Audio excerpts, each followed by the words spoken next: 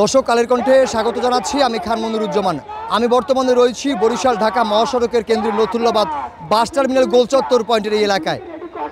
আজ গোপালগঞ্জে এনসিপির পদযাত্রা ছিল, জুলাইয়ের পদযাত্রা। আর সেই পদযাত্রায় অংশ নিতে এনসিপির নেতৃবৃন্দ কিন্তু তাদের গাড়ি বহন নিয়ে গোপালগঞ্জে যখন ঢুকতেছিল, তখন ছাত্রলীগ, যুবলীগ এবং আওয়ামী লীগের যে সংগঠনের যে সক্রিয় নেতৃবৃন্দরা রয়েছে তারা কিন্তু সেখানে নেতৃবৃন্দের গাড়ির উপরে হামলা চালায় এবং সেই হামলায় বেশ কিছু নেতৃবৃন্দ তারা কিন্তু আহত হয়। আর এরপরেই কিন্তু সারা বাংলাদেশের মতো বরিশালও কিন্তু এনসিপির নেতৃবৃন্দ এবং বৈষম্য বিরোধী ছাত্র আন্দোলনের নেতৃবৃন্দ তারা কিন্তু তাদের এখানে ব্লকেট কর্মসূচি পালন করছে। আর তাদের এই ব্লকেট কর্মসূচি পালনের কারণে কিন্তু এখন বরিশাল ঢাকা মহাসড়কে একদম যান চলাচল বন্ধ হয়ে গেছে।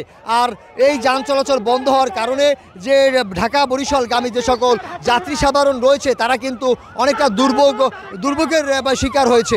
আমরা কথা বলবো যে এই ব্লকেট কর্মসূচিতে অংশ নেয়া এনসিপি এবং বৈষম্য বিরোধী ছাত্র আন্দোলনের নেতৃবৃন্দের সাথে, তাদের কাছ থেকে আমরা জানবো যে আজকের এই ব্লকেট কর্মসূচি কতক্ষণ পর্যন্ত চলবে আর এই ব্লকেট কর্মসূচির উদ্দেশ্য এবং লক্ষ্যটাই বা কী। আপনারা সবাই দেখেছেন গোপালগঞ্জে আমাদের শান্তিপূর্ণ সমাবেশ ছিল। এনসিপির শান্তিপূর্ণ সমাবেশে আওয়ামী লীগের সন্ত্রাসীরা, ছাত্রলীগের সন্ত্রাসীরা একের পর এক হামলা করেছে, তাদেরকে অবরোধ করে রাখা হয়েছে। আমরা জানি আজকে যদি হাসনাত আব্দুল্লাহ, সার্জিস ভাইয়ারা তারা যদি সহি সালামতে গোপালগঞ্জ ছাড়তে না পারে, তাইলে মুজিববাদের গোপালগঞ্জের কবর আজকেই করা হবে। হয় তারা আজকে গোপালগঞ্জের কবর করে তারপরে গোপালগঞ্জ থেকে তারা বের হবে। যতক্ষণ পর্যন্ত না গোপালগঞ্জের কবর করা হচ্ছে, শুধু বরিশাল না, পুরো বাংলাদেশ ব্লকেট আমাদের এখন কর্মসূচি চলতেছে। বৈষম্য বিরোধী ছাত্র আন্দোলনের নেতা হাসনাত আব্দুল্লাহ, তাকে যেহেতু আটক করা হয়েছে, পুরো বাংলাদেশ বৈষম্য বিরোধী ছাত্র আন্দোলনের নেতারা যারা আছে সবাই পুরো বাংলাদেশ ব্লকেট করে দিয়েছে। কেন এই ব্লকেট কর্মসূচি?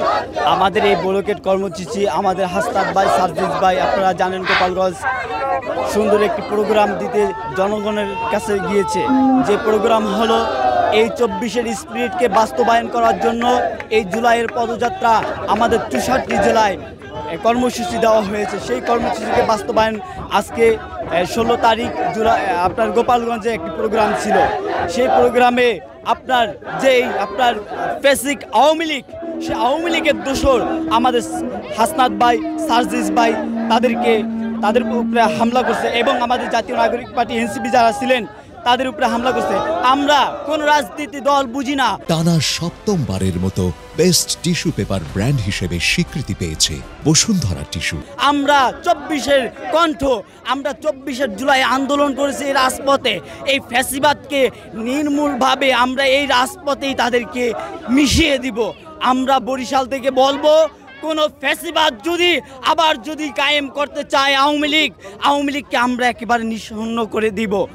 এবং গোপালগঞ্জে আমি এই ডক্টর ইউনূস সাহেবকে বলবো, আপনাদেরকে আমরা জুলাইয়ের যারা বিপ্লবীরা ছিলাম আপনাদেরকে আমরা পছন্দ করে সরকার গঠনে রেখেছি।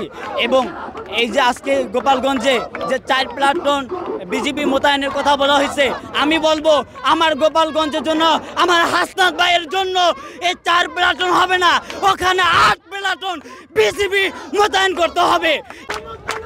আজকে 16 জুলাই, 24-এর 16 জুলাইও এভাবে আমাদের এক ভাইকে মেরে ফেলা হয়েছিল, পুলিশ মেরে ফেলেছিল। আর আজকে 16 জুলাই, 25-এর 16 জুলাই গোপালগঞ্জে হাসনাত, সার্জিস, নাহিদ নামের যে আমার ভাইরা আছে তাদেরও আটকিয়ে রাখা হয়েছে, তাদের উপরে গুলি চালানো হচ্ছে।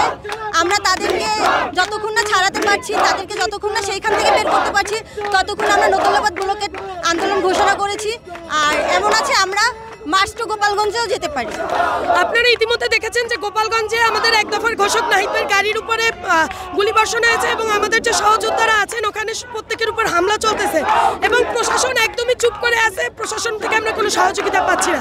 আমরা যদি প্রশাসনের কাছে জবাব চাচ্ছি যে কেন এই সহযোগিতায় তারা আমাদের পাশে নেই এবং কেন আমাদের সহযোগিতা করছে না, যতক্ষণ না পর্যন্ত প্রশাসনের কাছ থেকে আমরা সঠিক উত্তর পাচ্ছি এবং সহযোগিতা না পাচ্ছি, ততক্ষণ বরিশাল সহ সারা বাংলাদেশ আমরা ব্লকেট করে রাখবো। এবং তাতেও যদি না হয় আমরা বরিশাল থেকে লং মার্চ টু গোপালগঞ্জ যাবো ইনশাল্লাহ। আমি যাচ্ছি গৌর নদী যাইতেছি, এখানে আইসা খুব জামে পড়ছি, শিক্ষার্থীরা খুব জাম করতেছে এই জায়গায়। এই জায়গায় গাড়ি ঘোড়া তো বন্ধ। গাড়ি ঘোড়া সব বন্ধ, জাম লাগছে, আমরা যাইতে পারতেছি না, গাড়ি ঘোড়া পাইতেছি না, খুব হয়রানি হচ্ছে।